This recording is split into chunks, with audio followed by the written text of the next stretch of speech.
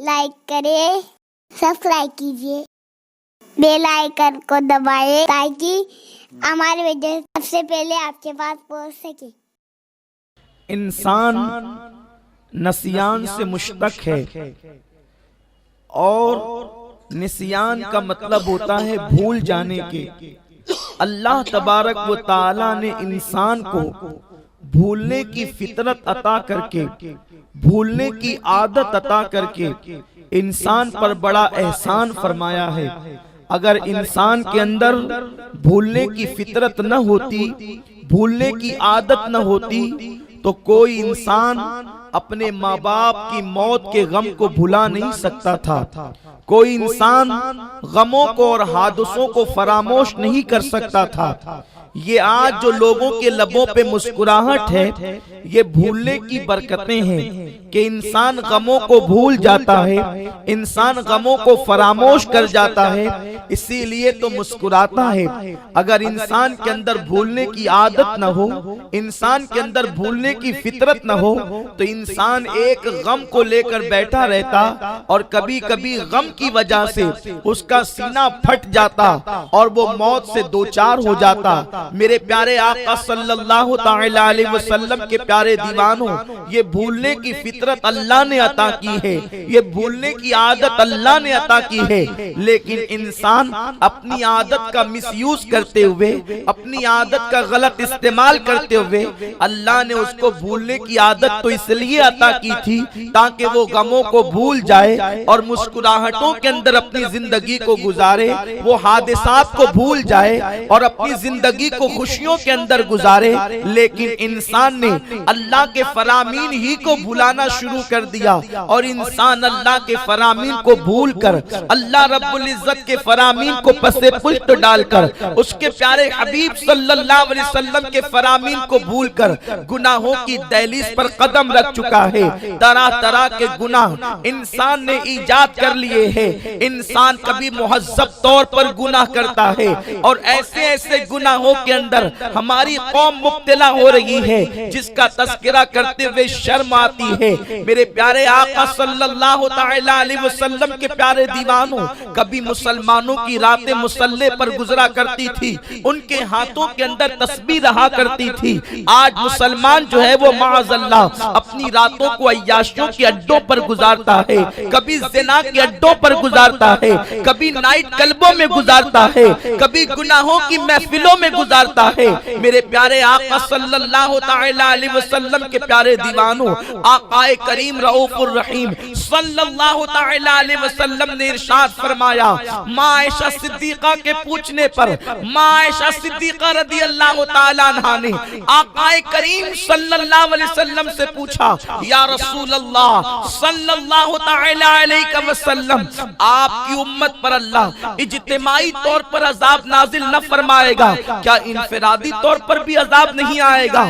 آقا کریم صلی اللہ علیہ وسلم فرماتے ہیں، جب لوگ اللہ کی نافرمانی کرنے کے بعد اس کو گناہ تصور نہیں کریں گے، اس وقت اللہ انہیں عذاب میں گرفتار فرما دے گا، اس وقت اللہ انہیں عذاب سے دوچار فرما دے گا۔ میرے پیارے آقا صلی اللہ علیہ وسلم کے پیارے دیوانوں، ایک زمانہ وہ تھا جب انسان گناہ کرنے کے بعد شرمندہ ہوتا، گناہ کرنے کے بعد نادم ہوتا، گناہ کرنے کے بعد پشیماں ہوتا، لیکن آج گناہ کرنے کے بعد انسان اس کو فیشن کا نام دے رہا ہے، انسان اس کو آرٹ کا نام دے رہا ہے۔ راستے سے لڑکیاں گزرتی ہیں، ان کا گزرنا دوبر ہو جاتا ہے، لڑکے انہیں دیکھنے میں فیشن تصور کرتے ہیں، لڑکیاں بے پردہ گھوم رہی ہے، انہوں نے پردے کو چہرے سے ہٹا دیا، انہوں نے جسم سے نقاب کو ہٹا دیا، لڑکوں نے اپنی نگاہوں سے جو ہے حیا کو ہٹا دیا، یہاں پر نگاہ بھی آوارہ ہو گئی، وہاں پر حسن بھی بے نقاب ہو گیا، طرح طرح کے جرائم جنم لے رہے ہیں۔ میرے پیارے آقا صلی اللہ علیہ وسلم کے پیارے دیوانوں، گناہوں کے اڈے آباد ہو رہے ہیں، مسجدیں ویران ہو رہی ہے، نماز کے اوقات میں ٹی وی دیکھی جا رہی ہے، نماز کے اوقات میں کاروبار کیا جا رہا ہے، نماز کے اوقات میں گھروں پر بیٹھ کر کے گپ شپ کیا جا رہا ہے، لوگوں کو احساس ہی نہیں کہ ہم اللہ تبارک و تعالیٰ کی بارگاہ میں اتنا بڑا جرم کر رہے ہیں کہ اس جرم کی معافی کیسے ہو سکتی ہے۔ آقا کریم صلی اللہ علیہ وسلم نے فرمایا جس نے ایک وقت کی نماز جان بوجھ کے ترک کر دی، قیامت کے دن کے لیے اس کے ساتھ میرا کوئی وعدہ نہیں ہے۔ آقا یہاں تک فرماتے ہیں جس نے ایک وقت کی نماز جان بوجھ کے ترک کر دی وہ میری ذمہ داری سے باہر نکل گیا۔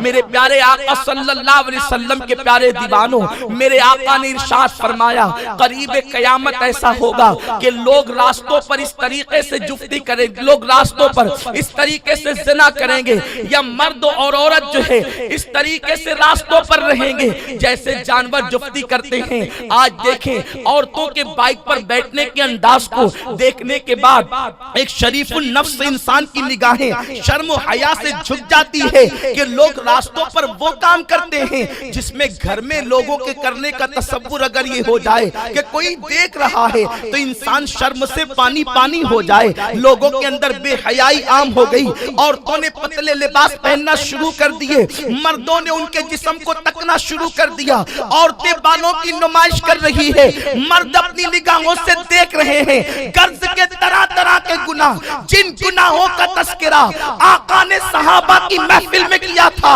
اے میرے صحابہ، ایک زمانہ آئے گا عورتیں کپڑے پہن کر بھی ننگی رہے گی، تو صحابہ نے منہ پر ہاتھ رکھ کر تعجب کیا تھا کیا آقا ایسا بھی ہوگا؟ آقا کریم نے فرمایا ہاں۔ صحابہ نے پوچھا یا رسول اللہ کپڑے پہن کر کوئی ننگا کیسے رہ سکتا ہے؟ آقا نے ارشاد فرمایا اتنے باریک اور پتلے لباس پہنیں گے کہ کپڑے پہننے کے بعد بھی ان کا جسم نظر آئے گا، اتنا تنگ اور چست لباس پہنیں گے کہ کپڑا پہننے کے بعد بھی ان کا جسم نظر آئے گا۔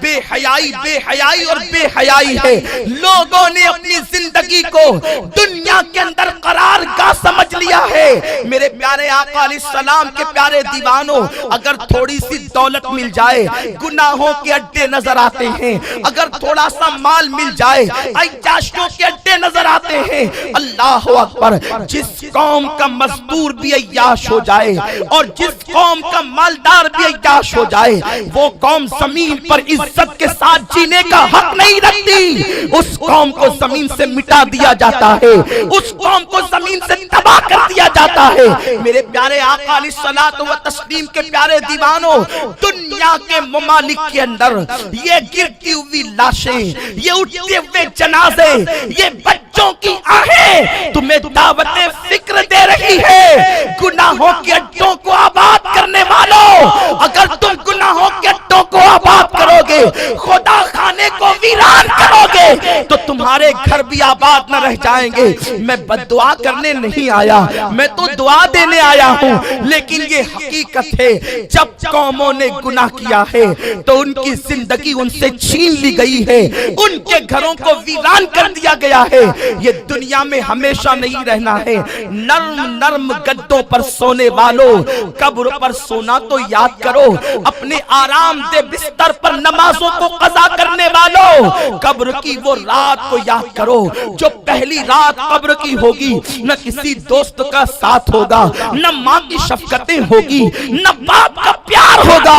اس وقت تو دائیں بھی مٹی ہوگی، بائیں بھی مٹی ہوگی، آگے پیچھے مٹی ہوگی، مٹی ہی مٹی ہوگی۔ اعمال اچھے ہوں گے تو خیر ہے، ورنہ وہاں تو بچھو ہوں گے، وہاں تو سانپ ہوں گے، وہاں تو حشرات الارض ہوں گے، وہاں تو زمینی کیڑے ہوں گے۔ یہاں چونٹی کاٹ لے تو پریشان ہو جاتے ہو، وہاں بڑے بڑے بچھوؤں کا ڈنک ہوگا۔ وہاں کے لیے کیا تیاری کی ہے، وہاں کے لیے کیا انتظام کیا ہے؟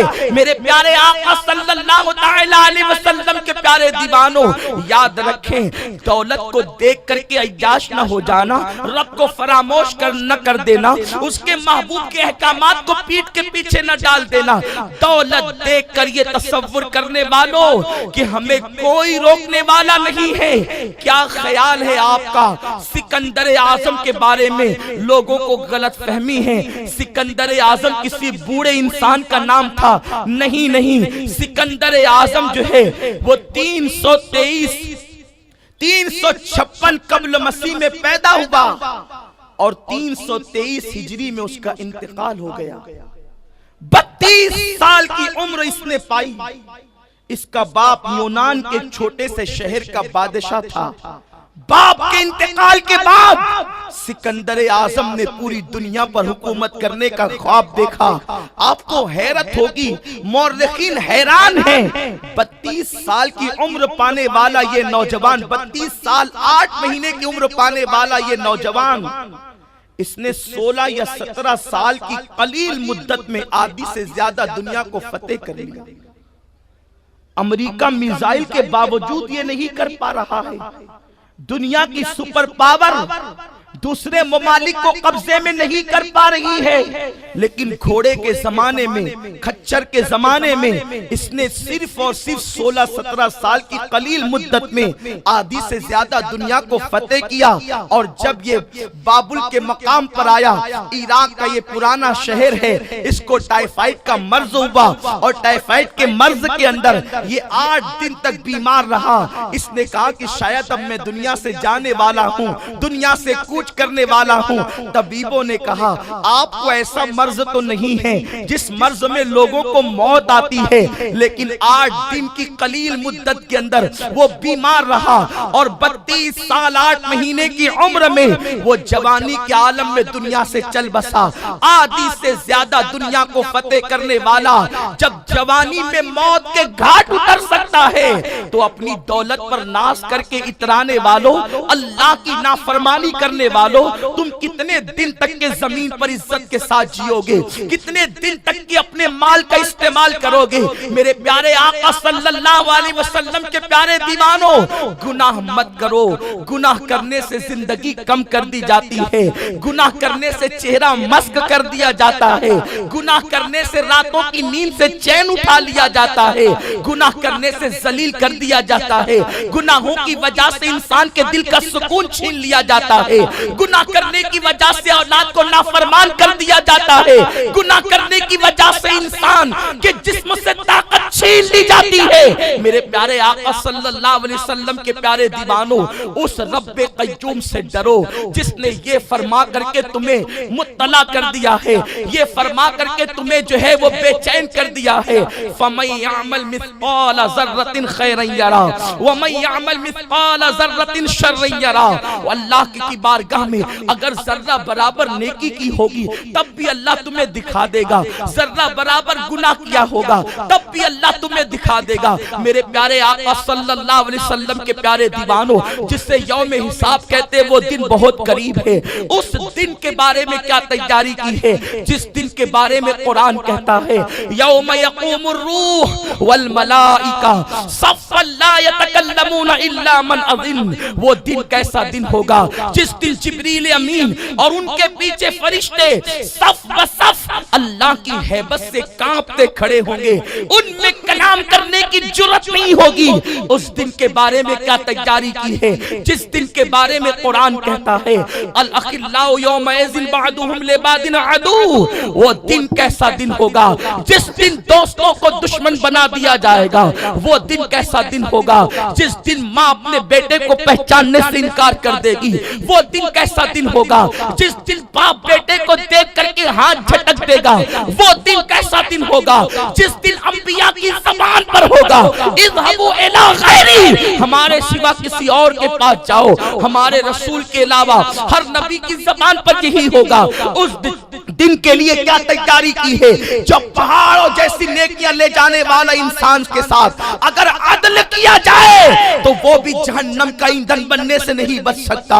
وہ دن کیسا دن ہوگا جس دن انسان فضل کا متلاشی ہوگا، اللہ عدل کی کرسی پر اپنی شان کے مطابق جلوہ فرما ہوگا، اور اس کے بعد میرے کریم نے اللہ اکبر ارشاد فرما دیا ایحسب الانسان ان یترک سدی، کیا انسان یہ تصور کرتا ہے کہ اس کو حساب لیے بغیر چھوڑ دیا جائے گا؟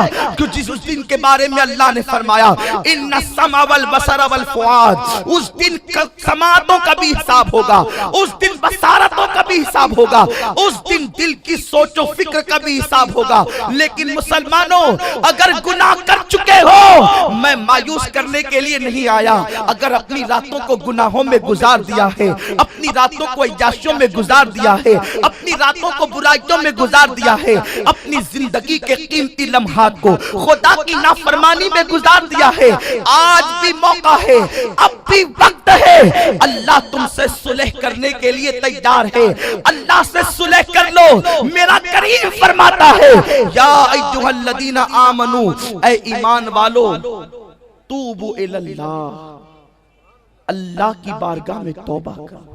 سبحان اللہ، سبحان اللہ۔ اگر تم توبہ کر لو گے اللہ تمہیں معاف کر دے گا۔ آقا کریم صلی اللہ علیہ وسلم فرماتے ہیں گناہ سے توبہ کرنے والا ایسا ہے جیسے اس نے گناہ کیا ہی نہیں۔ سبحان اللہ۔ اگر گناہ کرنے کے بعد سچی توبہ کر لی جائے، مسلم شریف کی حدیث پاک کا مفہوم ہے، انسان پیدا ہونے کے بعد اگر گناہ نہ کرتا تو اللہ پھر ایک مخلوق پیدا کرتا جو گناہ کرتی اور توبہ کرتی اور اللہ اس کو معاف کر دیتا۔ یعنی انسان گناہ کر کے توبہ نہ کرتا تو اللہ ایک مخلوق پیدا کرتا جو گناہ کر کے توبہ کرتی۔ یعنی اللہ کو گنہگاروں کی توبہ کتنی پسند ہے، وہ گنہگاروں کی توبہ کو کتنی پسند فرماتا ہے۔ اگر اس کی بارگاہ کے اندر 2 آنسو گرا لیے جائیں اور سچی توبہ کر لی جائے۔ کمنٹ شیئر ضرور کریے۔